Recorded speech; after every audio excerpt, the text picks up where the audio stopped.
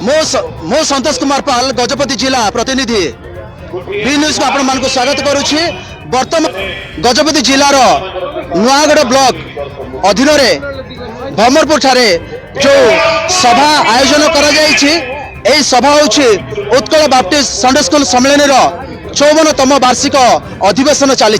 तेबे देखा जाऊ वर्तमान आमर ए सभा विषय नहीं अनेक भद्र व्यक्ति मैंने अच्छा से किसी प्रतिक्रिया नेबा से पचारि बुझा जे कि प्रकार भावे आज ये सभा चली एवं आपण मानकर ए जो सभा को क्यों उद्देश्य नहीं पालन करती। आमर ख्रीष्टीय पिलामानकर आध्यात्मिक अभिवृद्धि निमंते जहाँकि आम शास्त्र करे बालकर गंतव्य पथरे ताहाकु शिक्षित कराओ तहु से वृद्ध हेले तहिरु विमुख हेबो नाही। आजिकाली ए सांप्रतिक जुगरे आमानकर छात्र छात्री माने अर्थात आमर ख्रीष्टीय बालक बालिका मानकर आध्यात्मिक उन्नति पाए आउ से माने जेपरि आउ प्रभुंक निकटकू आउ से माने निजकू समर्पण पूर्वक जिबे एवं निजर आउ यात्रा निजर जीवन यात्रा को संभाळिबे सजाड़िबे एथिपाई आमे विभिन्न प्रभुंक दास दासी मानक ठारू शिक्षा ग्रहण करिया पाए आपण आपण पिला मानकू एई स्थान को आनी अछि। गंतव्य पथ बा छोट पिला मानकू कि प्रकार शिक्षा दिया जिवो छोट पिला माने कि प्रकार आगो को बढ़ी पारिबे आध्यात्मिक जीवन कि प्रकार से माने उपवृद्धि हो पारिबे से विषय ने किछि वक्तव्य रखिथिले। तबे देखा जो आम गण देर हेछि पुणी विशिष्ट वक्तागण उपस्थित अछंती अद्यावधि श्रृंखलित भाव में महासभा आयोजन हो पारिछि।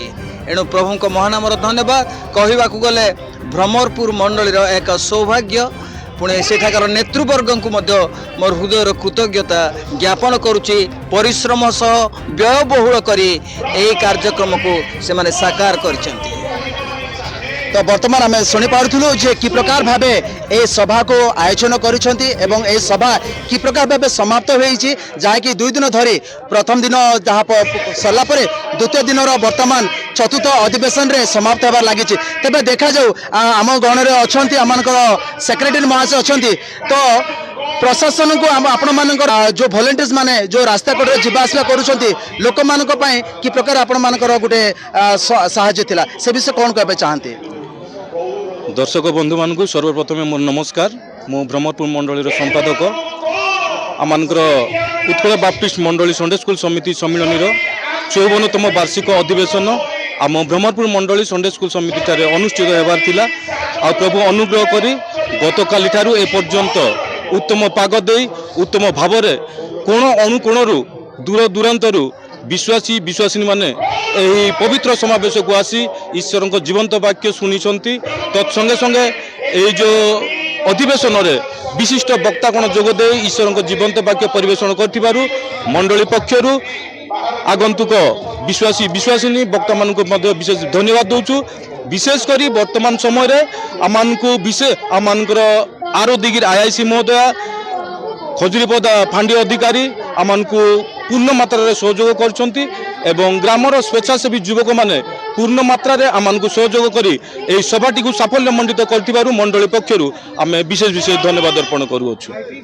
तो वर्तमान आमे सुनि पारुथिलु कि प्रशासन क्षेत्र हो किंबा एई जगार जो माने कर्मी अछंती सेमानक मध्य देई मध्य अनेक प्रकार साहाय्य सहानुभूति से पाई।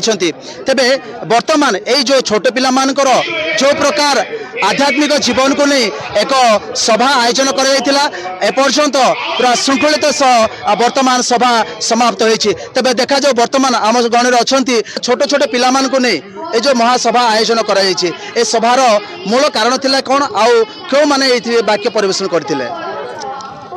बी न्यूज को स्वागत। मो नाम हूँ दिगन श्री फिलिमन पाल। आम मंडली रे उत्कल बाप्टिस्ट संडे स्कूल समिति सम्मेलन 54तम वार्षिक अधिवेशन अनुष्ठित हो जाइछि। आ वर्तमान द्वितीय दिन तृतीय ओली समाप्त होइछि। वर्तमान शेष अधिवेशन चालू रही। तेबे एई सभा निमंते मंडली आमे बोझग्रस्त ही समस्त आयोजन करथिलु।